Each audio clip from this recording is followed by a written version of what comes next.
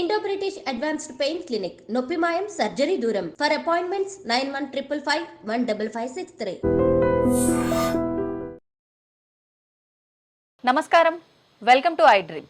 ధర్మ మార్గం విత్ విజిత కార్యక్రమానికి స్వాగతం.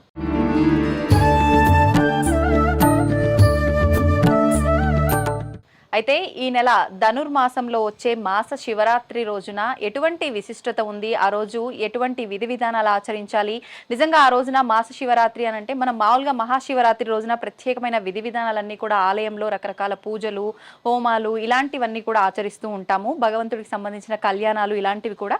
మరి అదే విధంగా మాస శివరాత్రి ప్రతి మాసంలో వచ్చే ఆ శివరాత్రి రోజున కూడా ఎలాంటి విధి విధానాలు ఆచరించాలో ఇప్పుడు గురుగారితో మాట్లాడి తెలుసుకుందాం.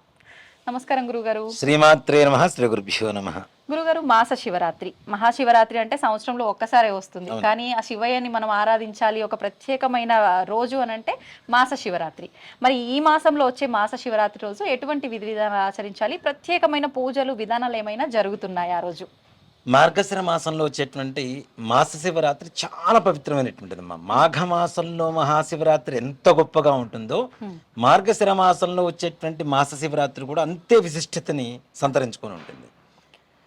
మనం అంటే ఈసారి భక్తులందరికీ ఏ రకమైనటువంటి రుసుము లేకుండా లోక కళ్యాణం కోసం ఒక వినూత్నమైనటువంటి, ప్రపంచంలో ఇంతవరకు మునిపెన్నడు కని విని ఎరుగనటువంటి ఒక లోక కళ్యాణం కోసం చేస్తున్నటువంటి ఒక కళ్యాణాన్ని చేస్తున్నాం.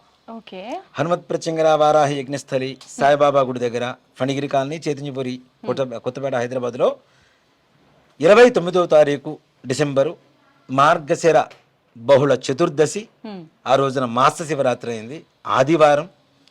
నిజంగా ఎవరి ఇంట కళ్యాణ వాయిద్యాలు మోగాలనుకుంటారో, ఎవరింట్లో దారిద్ర్య బాధలన్నీ తొలగిపోయి సకలైశ్వర్య ప్రాప్తి కలగాలనుకుంటారో, ఎవరు ఏ రకమైనటువంటి వ్యాపారం, వృత్తి, విద్య, ఉద్యోగం సమస్యలు ఏది ఉన్నా సరే సమస్యలన్నీ తీరిపోయి మంచి సద్గతి కలగాలి, అనుకున్న పనులు తప్పనిసరిగా ప్రతి సంకల్పం సిద్ధి జరగాలి అని చెప్పి కోరుకుంటున్నటువంటి ప్రతి ఒక్కరికి నిజంగా ఇది చాలా మంచి సదావకాశంగా చెప్పబడుతూ ఉంది. ఆ రోజున చేస్తున్న కళ్యాణం కూడా ప్రపంచంలో ఇంతవరకు ఎవ్వరు చేయలేదని సగర్వంగా చెప్పుకోవచ్చు. ప్రత్యంగిర మహాదేవి కళ్యాణ మహోత్సవం. ఇంతవరకు ప్రత్యంగిర అమ్మవారికి ఎవరు కళ్యాణం చేసినటువంటి దాఖలాలు లేవు, ఎక్కడా కూడాను, ఎక్కడ వినలేదు, చూడలేదు కూడాను. కాబట్టి మనం హనుమత్ ప్రత్యంగిర వారాహి యజ్ఞస్థలిలో చేస్తున్నాం. 29వ తారీఖు డిసెంబర్ ఆదివారం.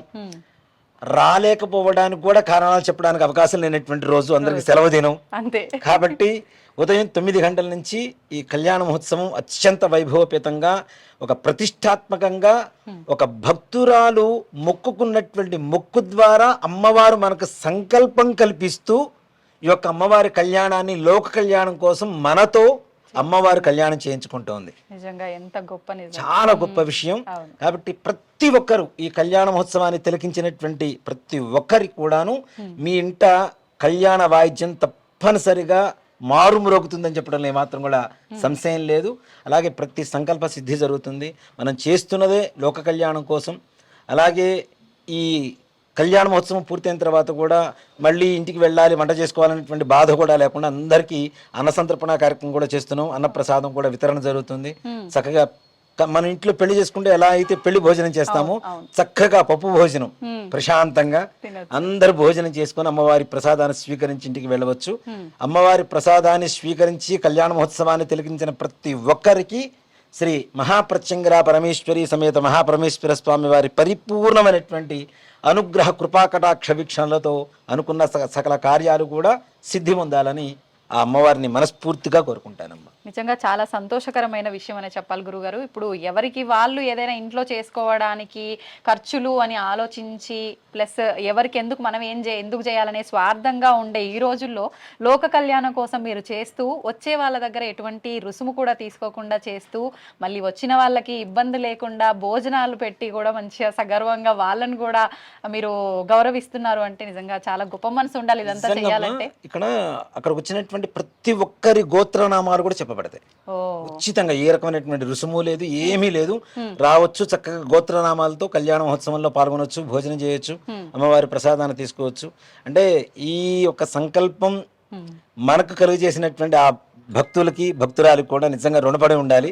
అందరు ఈ కళ్యాణ మహోత్సవంలో పాల్గొనే ప్రతి ఒక్కళ్ళు కూడాను ఇలాంటి సంకల్పం ఆ భక్తురాలి మనస్సులో అమ్మవారు కలుగు చేసింది కాబట్టి ఇది అమ్మవారి సంకల్పంగానే అందరం తీసుకుంటున్నాం.